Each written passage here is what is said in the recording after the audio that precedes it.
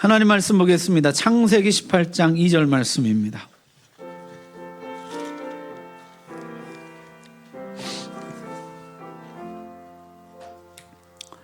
하나님 말씀 봉독할 때 우리 다 함께 자리에서 일어나셔서 우리 한 목소리로 봉독합니다. 시작. 눈을 들어본즉 사람 셋이 맞은편에 서 있는지라 그가 그들을 보자 곧 장막문에서 달려나가 영접하며 몸을 땅에 굽혀. 아멘. 하나님 말씀 전하겠습니다. 아브라함은 아브라함이 되었고 사레는 사라가 되었습니다. 민족들의 아버지, 나라들의 아버지, 민족들의 어머니, 나라들의 어머니가 되었습니다. 이제 하나님 아버지의 마음으로 온 세상 모든 나라 모든 민족을 품고 섬기라는 사명을 받은 것이에요. 18장에는 그 실제 사례가 두 가지가 등장해요. 전반부에서는 지나가는 나그네를 대접하는 장면이 나오고 18장 후반부에서는 소돔의 죄악을 용서해달라고 간구하는 모습이 나옵니다. 섬김과 기도, 이게 하나님의 백성이 살아가는 방식, 하나님의 백성이 이 세상을 축복하는 방식, 아브라함의 삶의 방식이라는 것이에요. 섬김의 대상도 보게 되면은 지나가는 나그네, 전혀 모르는 사람도 섬기지만은 소돔에 있는 롯, 사랑했지만은 끝내 나를 떠나버린 롯도 끝까지 섬깁니다. 사랑하는 가족에서부터 전혀 모르는 나그네까지 섬김의 대상이었다는 거죠. 기도도 그렇습니다.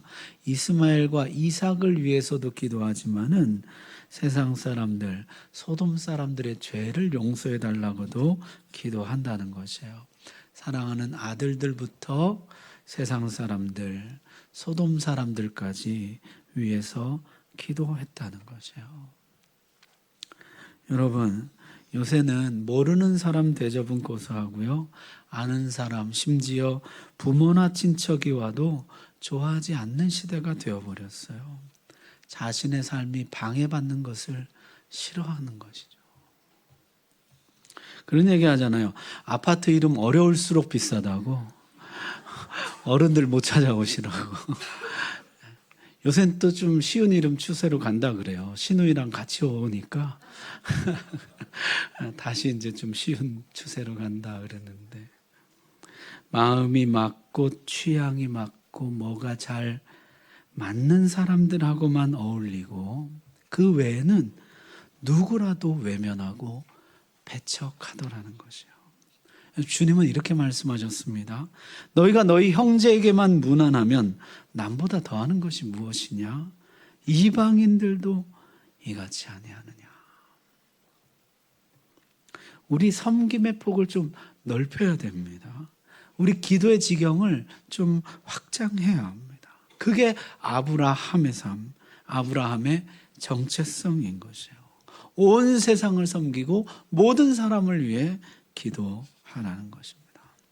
자, 앞에 17장에서 아브라함은 할례를 받았죠. 몸에 하나님의 백성, 하나님의 사람이라는 표가 있었다는 것이에요. 이제 이방인과는 확연히 다릅니다. 내 몸에 표식이 있어요. 아무거나 듣지 않고 보지 않고 먹지 않고 행하지 않고 가지 않고 생각하지 않고 품지 않는다는 것이에요. 몸의 행실이 달라야 한다는 것이에요. 여러분, 계시록에 보면 마귀도 자기 백성들에게 표를 줍니다. 666이라는 표를 주죠. 마귀에게 속한 사람들도 몸에 표식이 있어요. 마귀에게 속했다는 표가 몸에 있다고요. 우리는 몸에서 차이가 납니다. 보는 게 다르고 듣는 게 다르고 먹는 게 다르고 행하는 게 다르고 가는 장소가 다른 것이에요. 생각하는 게 다르고 마음에 품는 게 다른 것이에요. 여러분, 아브라함은 지나가는 나그네를 극진히 대접한 반면에 소돔 사람들은 어땠습니까? 끌어내라, 우리가 동성애를 하겠다 소리쳤습니다. 여러분, 당시 나그네는 법적인 보호를 받지 못하고 안전을 보장받지 못하는 가장 취약한 사회적인 약자였죠. 그들을 자기 욕구를 채우기 위해 착취하고 학대하려고 했다는 것이에요. 자신들의 목적을 위한 도구로 쓰려고 했다는 것이에요. 여러분, 우리가 하나님께 속했나 세상에 속했나는 그 몸에서 차이가 납니다. 몸에 표시가 있다고요. 몸에 다름이 있다고요. 하나님의 백성된 표는 몸에 있어야 되는 것이에요. 삶에 있는 것이고 태도에 있는 것이에요. 이웃을 대하는 태도, 사람을 대하는 태도, 거기에 하나님의 백성된 표가 있는 거죠. 몸에 새겨야 된다. 몸에다 대서 타투할 생각만 하지 말고 몸에다가 하나님의 표를 새기라는 것이요. 자, 그럼 아브라함이 하나님을 어떻게 나그네를 섬겼는가? 아브라함이 지나가는 나그네 어떻게 섬겼는가? 한번 살펴보려고 합니다. 여러분 1절 보십시오. 여호와께서 마므레 상수리 나무들이 있는 곳에서 아브라함에게 나타나시니라. 여호와의 사자들이 아브라함 앞에 나타났죠. 이건 이제 성경이 밝히고 있지만 아브라함은 모르는 사실이죠. 지나가는 나그네로 알았어요. 날이 뜨거울 때 그가 장막문에 앉아 있다가, 자, 그동안 여러 가지 일들이 많았는데 아브라함은 여전히 약속의 땅 헤브론 마므레 상수리 나무들 있는 곳에 장막을 치고 살고 있었습니다. 날이 뜨거울 때, 정오라 이런 뜻이죠. 정오, 한낮에 그가 장막문에 앉아 있었다. 재미있는 것은요, 롯을 만나는 장면과 성경이 대조하는데 아주 그게 대조적이에요. 롯은 언제 만납니까? 저녁 때에 이렇게 기록하고, 저녁 때에 그 두 천사가 소돔에 이르니 마침 롯이 소돔 성문에 앉아 있다가, 아브라함은요 한낮에 장막문에서 만나는 반면에 롯은 해지는 저녁 때 소돔 성문에서 만났다는 것이요. 이게 두 사람의 형편을 보여주는 것이죠. 지금 아브라함은요 밝은 대낮이고 롯은 어두워져가는 저녁이에요. 아브라함은 지금 약속의 땅에 있고 장막에 있고 롯은 소돔에 있어요. 자, 아브라함은 장막문에서 지나가는 나그네를 보았습니다. 어떻게 했어요? 성경에 보니까 보자마자 곧 일어나 달려나가서 장막문에서 달려나가 영접하며 몸을 땅에 굽혀 그냥 지나가지 마시라고 간청합니다. 여러분, 지금 아브라함 나이가 몇 살입니까? 99세예요. 한낮 땡볕에 달려나가서 그 땅에 엎드려 절했다 그랬는데요. 아브라함이 지금 달려나가고 그럴 나이가 아니에요. 땅바닥에 엎드릴 군번이 아닙니다. 매우 적극적이고 극진한 섬김이었다는 거죠. 물을 가져다가 발을 씻기고 나무 그늘 아래 시원한 장소를 내어드리고 음식을 가져오는데요. 거기 보니까 고운 가루 세 스아를 가져다가 반죽하여 떡을 만들라고 사라에게 부탁을 합니다. 고운 가루, 제일 좋은 가루를 가져다가 떡을 만들라는 거예요. 우리식으로 하면 뭐예요? 제일 좋은 쌀로 밥 지어라 이런 뜻이에요. 제일 좋은 쌀로, 제일 좋은 가루를 가져다가. 거기도 세 스아 떡을 했다 그랬는데 한 스아가 7.3리터입니다. 세 스아는 21.9리터죠. 거의 22리터인데 그럼 밀가루 22kg면 그게 사무엘상에 보니까요. 아비가일이 다윗과 함께한 400명의 군사들을 위해서 준비한 볶은곡식이 5스아예요. 5스아가 200명분이에요. 400명분이에요. 그러니까 한 스아가 80명분이라는 것이에요. 세수하면 240명분입니다. 나그네는 3사람 왔는데요. 음식은 200명분을 준비한 거죠. 큰 잔치를 벌였다는 거죠. 또 아브라함이 직접 가축대로 달려가서 기름지고 좋은 송아지를 잡아 요리를 해왔습니다. 소고기보다 훨씬 부드럽고 맛이 있다 그러죠. 물론 값도 더 나가죠. 송아지 요리를 해가지고 오고 거기에 버터와 우유를 대접했다는 것이에요. 최고급 요리를 준비해서 대접했습니다. 그런데 더 놀라운 것은요, 손님들이 식사할 동안에 아브라함이 웨이터처럼 옆에 서 있었다는 것이에요. 여러분, 우리 앞에서 봤지만 아브라함 집에 지금 종들이 수백 명입니다. 그럼에도 아브라함이 직접 시중을 들었다는 것이에요. 손님에 대한 최고의 예우였다는 것이죠. 거기에 사라는 또 어땠습니까? 아브라함의 요구대로 그 모든 음식을 준비해서 대접했어요. 여러분, 사라 입장에서 한번 생각해 보십시오. 부인들이 제일 싫어하는 것 중에 하나가 남편이 예고 없이 손님 데리고 오는 것이에요. 예고를 해도 힘든 것이 손님 대접인데 예고 없는 손님 대접은 얼마나 싫었을까요? 제가 신혼 초에 당일날 아침에 여보 오늘 우리 친구들 와. 그랬더니 그 말없이 싫어하던 그 얼굴.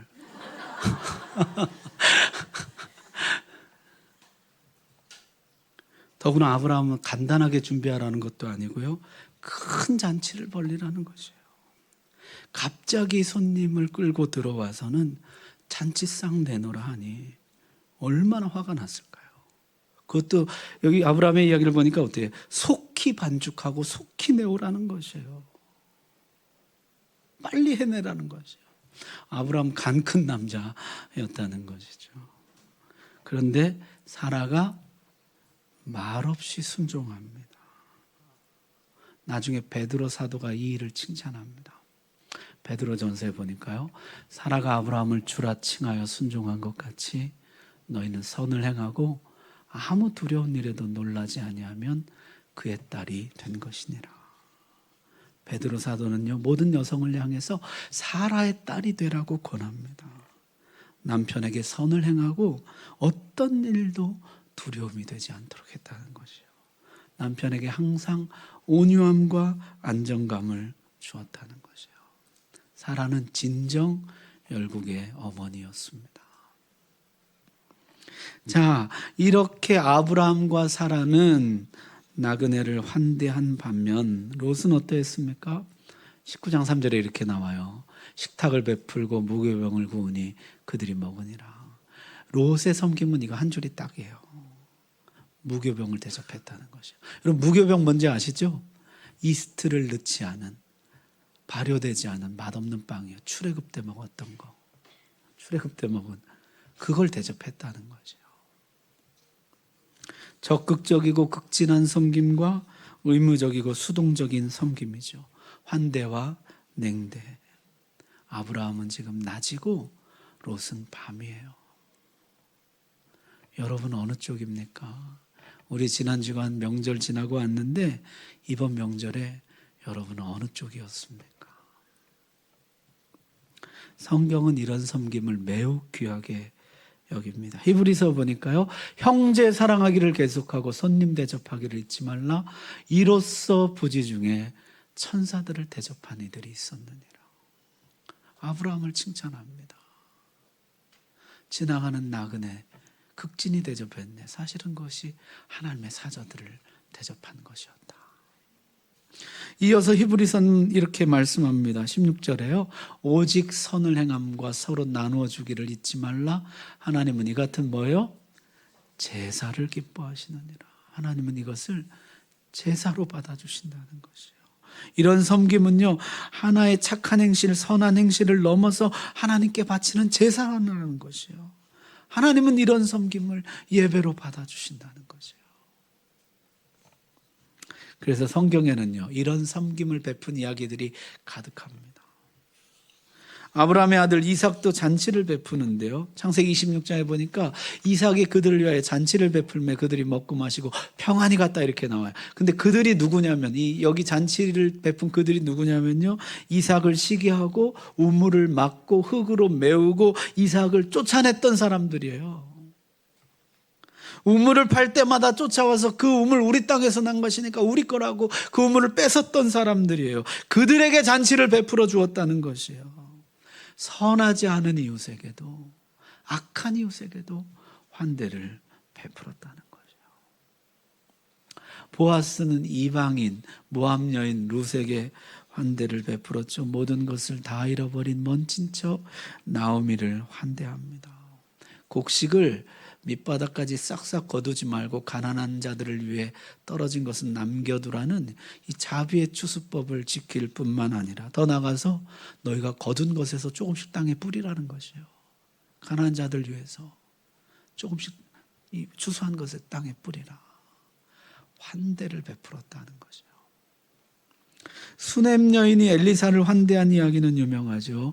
엘리사가 갈멜산 그 갈멜 지역에 거했는데요. 거기까지 왔다 갔다 하는 게 그게 안 됐는지 담으로 분리된 독립된 작은 방을 마련해 주되, 성경에 보니까 책상과 의자와 촛대와 침상을 두어서 묵상을 할 수도 있고 기도를 할 수도 있고 쉴 수도 있고 잠잘 수도 있도록 세심하게 살피고 섬겼다는 것이요. 또한 엘리사가 무엇을 해줄까 물을 때 아무것도 바라는 것이 없습니다. 순수한 환대였다는 거죠. 사르밧 과부는 마지막 남은 밀가루와 기름으로 엘리야를 섬겼습니다. 진심 어린 환대였다는 것이죠. 하나님은 기근이 끝날 때까지 그 집에 밀가루와 기름이 떨어지지 않게 하셨습니다. 이런 환대하면 가장 감동적인 이야기는 아무래도 탕자 아버지의 환대이죠. 유산을 미리 달라고 해서 집을 떠나버린 아들, 다 탕진하고 돌아오는데요, 문 열어주는 것만도 감지덕지죠. 그런데 이 아버지는 나와서 기다립니다. 나와서 기다리다가 아들이 오는 모습을 보고 아직도 거리가 먼데 혹 돌아설까 봐 아버지가 달려나가요. 그리고 아들이 뭐 잘못했습니다 어쩌고 말하기도 전에 덥석 그를 끌어안습니다. 그리고 잔치를 베풀어요. 여기 송아지 고기 이야기가 또 나와요. 최고의 잔치를 베푸는 것이에요. 최악의 아들에게 최고의 환대를 베풉니다. 여러분, 이게 우리 얘기라는 것이에요. 매 맞아야 마땅한데 하나님은 잔치를 베풀어 주신다. 환대해 주시더라. 가장 좋은 옷을 내어오라. 가장 좋은 음식을 준비하라. 최고의 잔치를 우리에게 베풀어 주시더라는 것이요. 예수님 실제 이 땅에 오셔서 모든 사람들로부터 손가락질 받는 죄인들, 세리들, 창녀들 환대하십니다. 저들의 친구가 되어주시고 저들과 함께 해주십니다. 여러분, 지금까지 이야기를 종합해 보면 환대의 대상은 누구입니까? 지나가는 나그네, 선하지 않은 이웃, 악한 이웃, 가난한 이웃, 집 나간 아들, 상종 못할 죄인들까지, 가족에서부터 지나가는 사람까지, 하나님의 백성들로부터 이방인들까지, 가까운 이웃으로부터 먼 이웃, 선하지 않은 이웃, 악한 이웃, 죄인들까지, 그럴 만한 사람에서 그럴 만하지 않은 사람들까지 모든 사람에게 환대를 베풀었다는 것이요.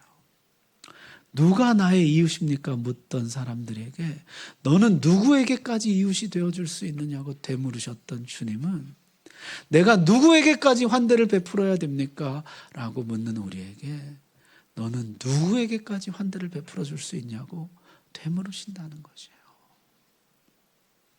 여러분, 당신은 누구까지 환대할 수 있습니까? 가깝게는 여러분 가족으로부터 시작해서 이웃들, 선하지 않은 이웃, 악한 이웃, 집 나간 자식놈, 모든 사람들이 손가락질하는 죄인들까지. 성경은요, 환대받은 자가 환대를 베푸는 이야기예요.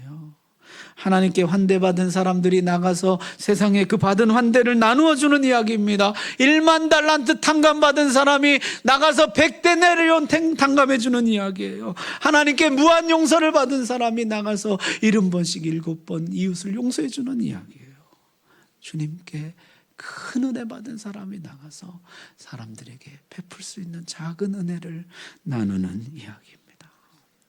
여러분 어떤 환대를 받으셨습니까? 하나님은 독생자를 내어주셨고 예수님은 자기 자신을 내어주셨고 성령님은 온갖 은혜와 은사를 나누어 주셨습니다. 우리가 아직 죄인 되었을 때, 원수 되었을 때, 자격 없을 때 그렇게 하셨습니다. 너희는 거저 받았으니 거저 주라는 명령을 우리는 받고 있습니다. 우리에게는 환대의 사명이 있습니다. 너는 이런 대접 받아도 싸. 너는 환대받을 자격이 없어. 자격 갖추고 와.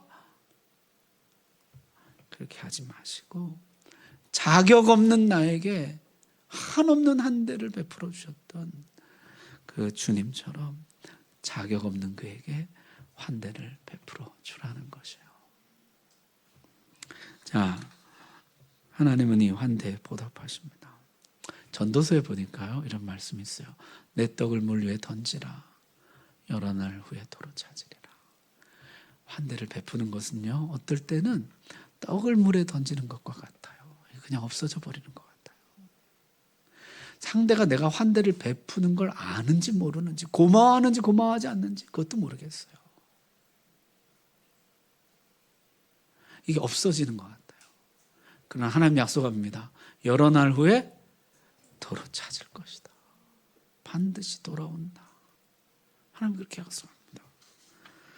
마태복음에는 주님이 이렇게 말씀합니다. 선지자의 이름으로 섬기면 선지자의 상을 받고 제자의 이름으로 섬기면 제자의 상을 받는데, 작은 자 중에 하나에게 한 것, 그것도 아주 작은 환대, 냉수 한 그릇 떠준 것, 그것도 결단코 상을 잃지 아니하리라.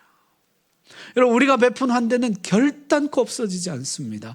주님이 약속하셨어요. 냉수 한 그릇 떠주는 작은 환대라도 주님이 반드시 상으로 갚아주시겠다는 것이에요. 자, 주님이 상으로 주시는데, 돌아오게 하시는데, 돌려받게 하시는데 그냥 받질 않아요. 주라 그리하면 너희에게 줄 것이니, 그 다음부터 우리 같이 읽을까요? 시작. 곧 후히 되어 누르고 흔들어 넘치도록 하여 너희에게 안겨주리라. 아멘. 하나의 환대를 베풀면 하나로 돌아오지 않습니다. 30배, 60배, 100배로 돌아온다는 것이에요. 결코 너희는 상을 잃지 않을 것이다. 반드시 돌아온다. 그러나 어떻게 돌아오냐면 후히 되어 누르고 흔들어 넘치도록 하여 너희에게 돌려줄 것이다. 주님이 이렇게 약속합니다. 더 나아가서 주님은요, 이 상 받는 데서 그치지 않고 너희가 한 일을 나에게 한 것으로 여겨주겠다. 주님이 이렇게 말씀합니다. 우리 이 말씀 같이 한번 읽을까요? 시작. 임금이 대답하여 이르시되 내가 진실로 너희에게 이르노니 너희가 여기 내 형제 중에 지극히 작은 자 하나에게 한 것이 곧 내게 한 것이니라 하시고, 아멘. 주님 뭐라고 그러셨어요? 여기 형제 중에 지극히 작은 자, 가장 작은 자, 가장 받을 자격이 없는 사람에게까지 한 것, 가장 작은 환대, 냉수 한 그릇. 그것 누구에게 한 것으로? 주님께 한 것으로. 나는 나그네에게 했어요. 자격 없는 그 사람에게 했어요. 근데 그것을 주님이 주님께 한 것으로 받아주시겠다. 그렇게 약속합니다. 반드시 돌아온다. 결코 상을 잃지 않는다. 그런데 돌아올 때는 30배, 60배, 100배로 돌아올 것이다. 후히 되어 누르고 흔들어 넘치도록 하여 안겨줄 것이다 뿐만 아니라 이 모든 섬김을 주님을 섬긴 것으로 여겨주신다는 것이에요. 여러분, 이 말씀 믿음으로 받으시길 바랍니다. 아브라함도 상을 받았을까요? 받습니다.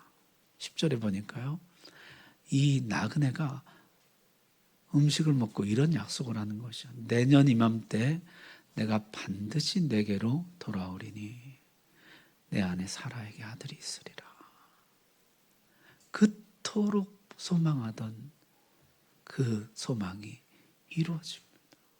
그토록 반복되었던 하나님의 약속이 마침내 내 손에 쥐어져요. 내 손에서 성취되고 실현됩니다. 나그네에게 물 한 그릇 떠준 것도 결코 그 상을 잃지 않는다고 약속하신 하나님은 아브라함의 진심을 담은 이 섬김에 놀라운 복을 주십니다. 내가 반드시 내게로 돌아오리니 그때 너는 이 약속을 손에 쥐게 될 것이다. 아들을 손에 쥐게 될 것이다. 하나님 약속합니다.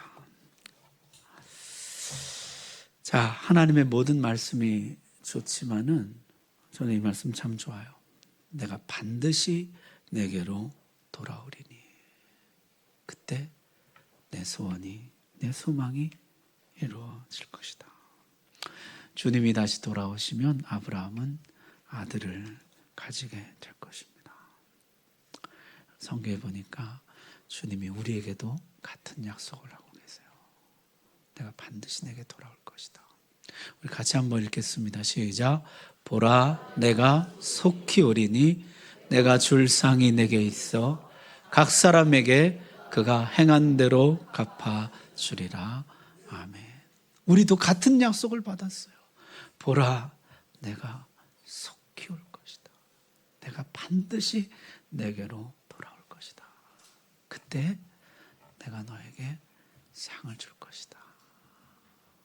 내 소원, 내 소망 네가 손에 쥐게 될 것이다. 여러분, 아브라함에게 반드시 돌아오리라 약속하신 하나님 정말 돌아오셨어요. 그리고 아브라함에게 정말 상을 주셨습니다. 우리에게 다시 돌아오겠다고 약속하신 주님도 반드시 다시 돌아오실 줄 믿습니다. 그때 우리는 무엇을 받게 될까요? 우리는 손에 무엇을 쥐게 될까요? 주님 다시 돌아오실 것을 내가 기다립니다. 이 아름답고 복스러운 소망이 우리 안에 있기를 바랍니다. 기도하겠습니다.